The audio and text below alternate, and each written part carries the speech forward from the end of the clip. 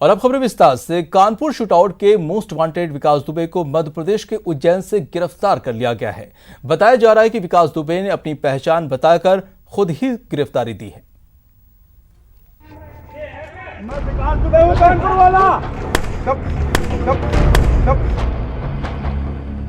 ये आवाज अगर इसके कानों में पहले गूंजी होती तो शायद ये आज इतना बड़ा खलनायक नहीं बना होता, पुलिस के लिए इतना बड़ा सिरदर्द नहीं बना होता, 8 पुलिस वालों के खून से इसके हाथ नहीं रंगे होते और ये विकास विनाश के रास्ते पर दौड़ नहीं रहा होता। यहाँ उत्तर प्रदेश की पुलिस का डर है कि उसको कभी हरियाणा भाग करके जा रहा है तो कभी मध्य प्रदेश भाग करके जा रहा है और उसे उत्तर प्रदेश से बाहर जा करके समर्पण करने जैसी स्थिति का सामना उसने किया है। रस्सी जल गई लेकिन ऐंठन नहीं गई। हनक सुनिए इसकी, अब भी धौंस दिखा रहा है, खुद को कानपुर का बताकर अकड़ रहा है। यूपी पुलिस के लिए ये किसी मन्नत से कम नहीं जो महाकाल के मंदिर में आकर पूरी हुई है।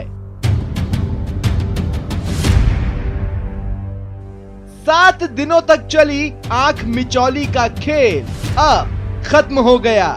आखिरकार यूपी के कानपुर से फरार हुआ हत्यारा विकास दुबे एमपी के उज्जैन में दबोच लिया गया। मैं मध्य प्रदेश पुलिस को इसके लिए बधाई देता हूं। आगामी कार्रवाई के लिए इसको उत्तर प्रदेश पुलिस को सौंपा जाएगा। चलिए अब इसकी गिरफ्तारी की कहानी बताते हैं। बुधवार को विकास को फरीदाबाद में देखा गया था। उसे दबोचने के लिए पुलिस एनसीआर में जगह जगह दबिश दे रही थी, लेकिन गुरुवार को ये पहुंच गया मध्य प्रदेश।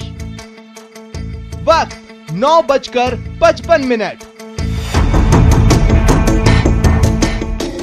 जगह महाकालेश्वर मंदिर उज्जैन।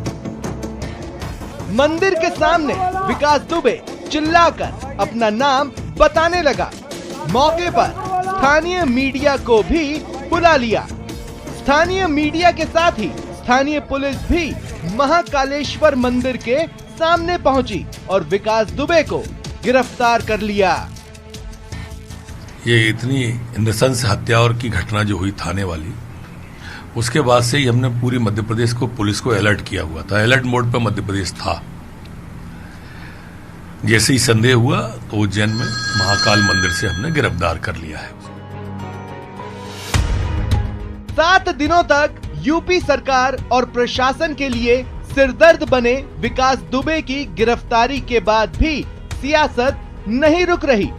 यूपी के पूर्व मुख्यमंत्री अखिलेश ने ट्वीट किया। खबर आ रही है कि कानपुर कांड का मुख्य अपराधी पुलिस की हिरासत में है। अगर यह सच है तो सरकार साफ करे कि यह आत्मसमर्पण है या गिरफ्तारी। साथ ही उसके मोबाइल की CDR सार्वजनिक करें, जिससे सच्ची मिलीभगत का भंडाफोड़ हो सके। वहीं कांग्रेस भी यूपी सरकार पर सवाल उठा रही है। यूपी सरकार पूरी तरह गिरफ्तार करने में नाकाम हुई है। उसने स्वतः को कहीं ना कहीं सरकारी तंत्र और सरकार में बैठे लोगों के संलिप्तता के आधार पर, गठजोड़ के आधार पर अपने आप को सिलेंडर करने का काम किया। आरोप है कि कई दलों के सियासी लोगों का हाथ विकास के साथ था। इसलिए अब ये जानना अहम है कि वो कौन है जो विकास को भागने में मदद कर रहा था। वो कौन है जो पुलिस की हर चाल को विकास तक पहुंचा रहा था। वो कौन है जिनकी शह पर गिरफ्तारी के बाद भी विकास अकड़ रहा है। वो कौन लोग हैं जिन्होंने इस मामूली आदमी को इतना बड़ा बदमाश बना दिया। अब ये जिम्मेदारी पुलिस पर है कि वो ऐसे अनसुलझे सवालों का खुलासा जल्द से जल्द करे। Bureau report, news 18 network.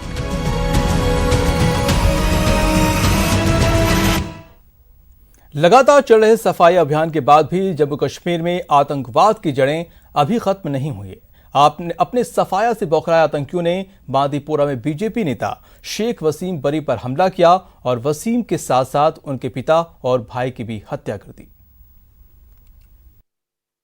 Pakistan को और आतंकवादियों को इनके गुनाहों की सजा, इनके पापों की भारी सजा पाकिस्तान को चुकानी पड़ेगी। खून के एक एक बूंद का हम बदला लेंगे। उनके भाई उमर सुल्तान जी और उनके पिताजी को पाकिस्तान के कायर आतंकवादियों ने छिपकर पीठ के पीछे वार करके उनको शहीद कर दिया।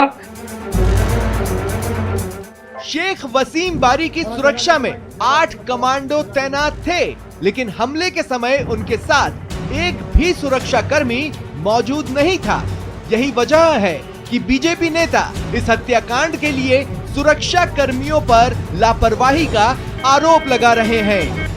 लापरवाही के कारण, जो सुरक्षा की लापरवाही के कारण जो भी हो, ये दुर्भाग्यपूर्ण घटना हुई। हत्या के बाद वसीम बारी की सुरक्षा के लिए तैनात सभी 8 सुरक्षा कर्मियों को गिरफ्तार कर लिया गया है। सुरक्षा कर्मियों से पूछताछ की जा रही है। चलिए अब आपको वसीम हत्याकांड की कहानी पुलिस की जुबानी सुनाते हैं। दुकान में है, उस टाइम उनका भाई था, उनके फादर भी वहाँ पे थे और मिलिटेंट एक आया, पिस्टल से बहुत क्लोज रेंज से फायर किया, जिसमें तीनों आदमी को वाइटल पार्ट यानी सर में गोली लगा है। उनको हॉस्पिटल ले गया, रास्ते में उनका डेथ हो गया। पीएम मोदी ने बीजेपी नेता की हत्या के बारे में फोन पर जानकारी ली और उनके परिवार के प्रति सांत्वना व्यक्त की। ये जानकारी केंद्रीय मंत्री डॉक्टर जितेंद्र सिंह ने दी है। डॉक्टर जितेंद्र सिंह ने ट्वीट किया, पीएम मोदी ने फोन पर वसीम बारी की हत्या के बारे में जानकारी ली। उन्होंने वसीम के परिवार के प्रति अपनी संवेदनाएं भी व्यक्त की। आतंकियों की ये कायराना हरकत है। पुलिस ने इस हत्याकांड में शामिल आतंकियों की पहचान करने का दावा किया है। साथ ही जल्द ही उन्हें झन्नू भेजने की बात कही है। ये लश्कर तोबा का ग्रुप का मिलिटेंट है, उसमें एक पाकिस्तानी मिलिटेंट है, एक लोकल मिलिटेंट है जिसका नाम आबिद है। हम लोग इंटरनेट कर रहे हैं, बहुत जल्दी इस मिलिटेंट को पुलिस, आर्मी, सीआरपी मिलके इसको न्यूट्रलाइज कर लेगी। घाटी में पहले से ही आतंकियों के खिलाफ ऑपरेशन ऑल आउट जारी है और ऐसी करतूतें सिर्फ और सिर्फ आतंकियों की बौखलाहट भर है। Bureau report, news 18 network. Break के बाद आपका स्वागत है। प्रधानमंत्री नरेंद्र मोदी ने आज इंडिया ग्लोबल वीक को संबोधित किया। पीएम मोदी ने कहा कि भारत ऐसे टैलेंट का पावर हब है जो दुनिया में अपनी पहुंच दिखाना चाहता है। साथ ही पीएम ने कहा कि कोरोना वैक्सीन बनाने में भी भारत का रोल अहम रहने वाला है। India is a power house of a talent that is eager to contribute and ever ready to learn. Vaccines made in India are responsible for 2/3 of the vaccine needs of the world's children. Today also, our companies are active in international efforts for development and production of COVID-19 vaccine. I am certain that India will have an important role in developing and in scaling up production of the vaccine once it is discovered. India is ready to do whatever it can do to further global good and prosperity. This is an India that is reforming, performing and transforming. और अब बात CBSE के syllabus cut की, जिसे लेकर सियासी घमासान छिड़ गया है। एक ओर जहां कांग्रेस केंद्र पर अपनी विफलता छुपाने की बात कर रही है, वहीं दूसरी ओर बीजेपी ने इन आरोपों को बेबुनियाद बताया। कोरोना के कारण से जो वर्किंग डेज हमारे विद्यालयों के कम हुए हैं, तो निश्चित रूप से कोई भी स्टेट हो, चाहे केंद्र हो, सीबीएसई हो, वो समीक्षा कर रही है कि हम कितने दिन में कितने बच्चों को कितना चैप्टर और कितना पाठ्यक्रम पढ़ा सकते हैं। लेकिन ये बड़ा ही आश्चर्यजनक सीबीएसई ने किया है कि नोटबंदी जिसकी वाई लूट करके प्रधानमंत्री जी अपने आप को विश्व में सबसे बड़ा नेता साबित करना चाह रहे थे, जो सीए था, नागरिकता का जो मुद्दा था, ये उसको भी हटा रहे हैं, संघवाद को भी हटा रहे हैं। तो मैं समझता हूं ये स्वयं ये महसूस करने लगे हैं कि हम गलत रास्ते पे थे। वो बच्चों को न राष्ट्रवाद पढ़ाना चाहता है और न सेकुलरिज्म पढ़ाना चाहता है। बहुत दुर्भाग्यपूर्ण है। ये बच्चे बड़े होकर किस दिशा में जाएंगे, मैं इसकी सख्त अल्फाज में निंदा करता हूं। और ये भारत सरकार का, भारतीय जनता पार्टी का असली चेहरा देश के सामने लेकर आया। छात्रों के मानसिक तनाव को कम करने के लिए 30% तक इस समय उस पाठ्यक्रम को कम किया जाए, उन टॉपिक को कम किया जाए। वो पाठ्यक्रम का तो हिस्सा रहेगा, लेकिन वो प्रसंग केवल परीक्षा में उसको पूछे नहीं जाएंगे। और मैं समझता हूँ कि इसका जहाँ पूरे देश में स्वागत हो रहा है, वहाँ कुछ लोग, चंद लोग केवल बिना किसी जानकारी के झूठ और सनसनी फैलाने की दृष्टि से ऐसे ट्वीट कर रहे हैं, इस तरीके से सनसनी फैलाने की कोशिश कर रहे हैं। मेरे को लगता है कि जिस तरीके से राजस्थान के शिक्षा के ढांचे पर जो लोगों ने देखा पिछले दिनों, मुझे लगता है कि वो अपनी विफलता छुपाने के लिए केंद्र पर इस तरीके का दोषारोपण करते हैं। मुख्यमंत्री जी की भी आदत है और शिक्षा मंत्री जी की भी आदत है। अभी तक बहुत सारी चीजें तय नहीं कर पाए। तो गनीमत थी कि भारत की सरकार ने दूरदर्शन के और आकाशवाणी के जरिए उनको स्लॉट आवंटित किए और यहाँ के बच्चों को एक बड़ी सहूलियत मिली। लेकिन जिस तरीके से पाठ्यक्रमों को लेकर विसंगति बनी हुई है, जिसकी चर्चा होती है, मुझे लगता है कि खुद को अपने गिरेबान में झांकने की आवश्यकता है, बजाय हिंदुस्तान की सरकार पर तोहमत लगाने की। और अब खबर उन लोगों के लिए जो बेफिक्र होकर वाहन चलाते हैं और सड़क पर ट्रैफिक नियम तोड़ते नजर आते हैं। ऐसे लोग अब समझ जाएं, क्योंकि अब नए MV एक्ट पर ट्रैफिक पुलिस फुल एक्शन में है। आज कई जगह यातायात नियमों को तोड़ने वालों पर गाज गिरी है और उनके चालान काटे गए और आगे से नियमों का पालन करने की सीख भी दी गई।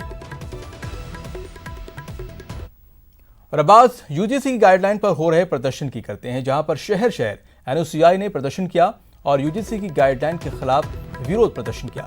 NSUI ने मांग की है कि परीक्षा को रद्द किया जाए और छात्रों को प्रमोट किया जाए। अब बात करते हैं टिड्डियों की, जिसका कहर जारी है और प्रदेश में टिड्डियों के आतंक से किसान परेशान हैं। हालांकि हरियाली के इन हथियारों पर छिड़काव भी किया जा रहा है, लेकिन इनका कहर अब तक कम नहीं हुआ है। तो अलग अलग शहरों की तस्वीरें देख रहे हैं, करौली, दौसा, टोंक की, जहां पर टिड्डियों का आतंक साफ तौर पर देख सकते हैं। पूरा आसमान टिड्डियों के झुंड से एकदम ढक गया है और जो टिड्डियों का टेरर है वो किसानों को ज्यादा टेंशन दे रहा है। लगातार कोशिश की जा रही हैं टिड्डियों को खत्म करने की, लेकिन ये कोशिशें नाकाफी साबित हो रही हैं और किसानों की परेशानी कम होती नजर नहीं आ रही। बढ़ते हैं अगली खबर पर। स्पेशल ऑपरेशन ग्रुप के कुछ आला अधिकारी स्पेशल ऑर्गेनाइज्ड गैंग की तरह काम कर रहे थे। जी हां, क्रेडिट कोऑपरेटिव सोसाइटी के संचालन से एसओजी की अधिकारियों की रिश्वतखोरी मामले की एसीबी जांच में यह चौंकाने वाला खुलासा हुआ है। एसओजी अधिकारियों का वसूली खेल, जांच बंद कर करोड़ों की रिश्वतखोरी। एसओजी बनी स्पेशल ऑर्गेनाइज्ड गैंग। एसओजी का मास्क मैन कौन?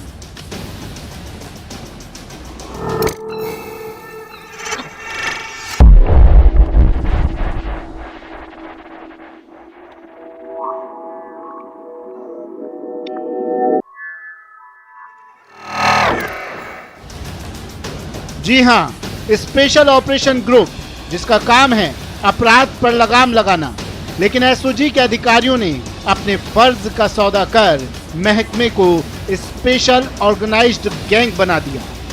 क्रेडिट कोऑपरेटिव सोसाइटी के संचालक से एसओजी अधिकारियों के रिश्वतखोरी मामले में एसीबी की जांच में ये अहम खुलासा हुआ है कि अपराध पर लगाम लगाने वाले अधिकारी खुद वसूली, धमकी और ब्लैकमेलिंग करने में जुटे थे। जिस क्रेडिट कोऑपरेटिव सोसाइटी के संचालक ने लोगों की गाढ़ी कमाई पर डाका डाला, उससे एसओजी गैंग सौदा कर मामले को रफा दफा करने में जुटे थे।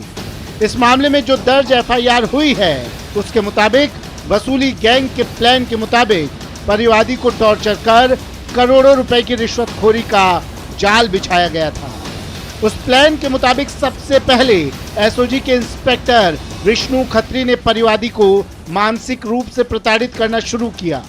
परिवादी ने इंस्पेक्टर विष्णु खत्री को फाइल सौंपनी चाहिए थी, तो विष्णु खत्री ने परिवादी को एसओजी के एएसपी सत्यपाल मिड्ढा से मिलाकर मदद करने की बात कही।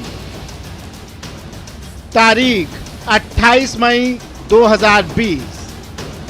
इंस्पेक्टर विष्णु खत्री और सतपाल मिड्ढा परिवादी के दफ्तर पहुंचे। सतपाल मिड्ढा ने कुछ पेपर निकालकर परिवादी को धमकाया। इसके कुछ दिनों बाद एएसपी सतपाल मिड्ढा ने परिवादी को फोन कर सौदेबाजी शुरू कर दी, जिसमें एएसपी सतपाल मिड्ढा ने परिवादी को फोन कर रिश्वत वसूली की मांग दोहराई। उस बातचीत की रिकॉर्डिंग एसीबी के पास मौजूद है। उस बातचीत का मजमून कुछ इस तरह है। तारीख 2 जून 2020। एडवांस करोगे या इंस्टॉलमेंट में? जैसे पालीवाल साहब कहते हैं वैसे करो, पहले कुछ तो पकड़ा दूं। ठीक है, जब भी आपका इंतजाम हो जाए इसके बाद मिलवा देंगे। मैं उनसे बात कर लेता हूं, लेकिन आप उधर विष्णु से भी बात मत करना, दूसरा हमारे बॉस हैं। वो तो आपने मना कर दिया। मैं जैसा कहूं आप तो वैसे करते रहो, मैं जैसे बोलूं आपको वहां जाके बोलना है। वो बात तो आपकी ठीक है, आप मेरी थोड़ी मदद कर दो। 2 करोड़ मेरे लिए मुश्किल हो रखा है। मैं तो उनको पकड़ा दूंगा, बता दूंगा, आपको और ज्यादा बात नहीं करनी है।